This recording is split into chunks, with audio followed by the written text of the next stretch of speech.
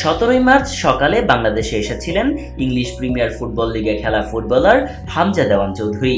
ভারতের শিলংয়ে বাংলাদেশের জার্সিতে 25 মার্চ অভিষেক ম্যাচ খেলে গতকাল দেশে ফিরেছিলেন।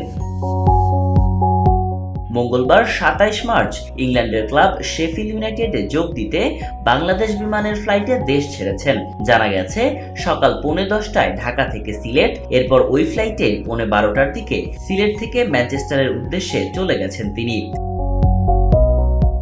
গত 10 দিন বাংলাদেশ ক্রীড়াঙ্গন ছিল হামজাময়। তার নিজ জেলা হবিগঞ্জে 17 ও 18 মার্চ বিপুল সংবর্ধনা ও ভালোবাসা পেয়েছেন। 18 মার্চ রাতে বাংলাদেশ জাতীয় দলের ক্যাম্পে যোগদান করেন। পরের দিন ঢাকায় অনুশীলন করেন।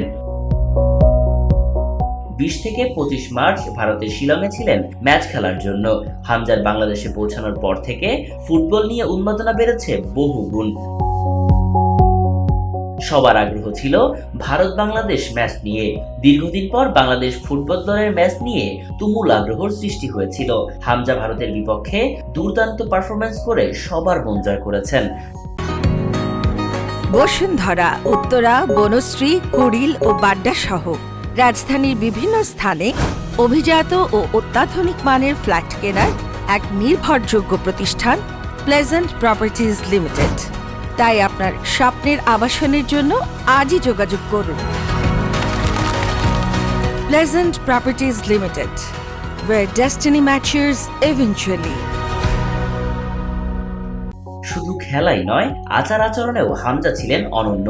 নিজে অনেক বড় মাপের খেলোয়াড় হলেও সতীর্থদের সম্মান ও বিনয়ী মনোভাবে সবার হৃদয়ে জায়গা করে নিয়েছেন অতি অল্প সময়ে। এশিয়ান কাপ বাছাইয়ে বাংলাদেশের পরের ম্যাচ 10 জুন ঢাকার সিঙ্গাপুরের বিপক্ষে। ওই ম্যাচ খেলতে পুনরায় বাংলাদেশে আসার কথা রয়েছে হামজার। ইংলিশ প্রিমিয়ার ফুটবল লিগে খেলা হামজার আগমনে বাংলাদেশ ফুটবলে আশার আলোর সৃষ্টি হয়েছে। VOD Bangla news desk.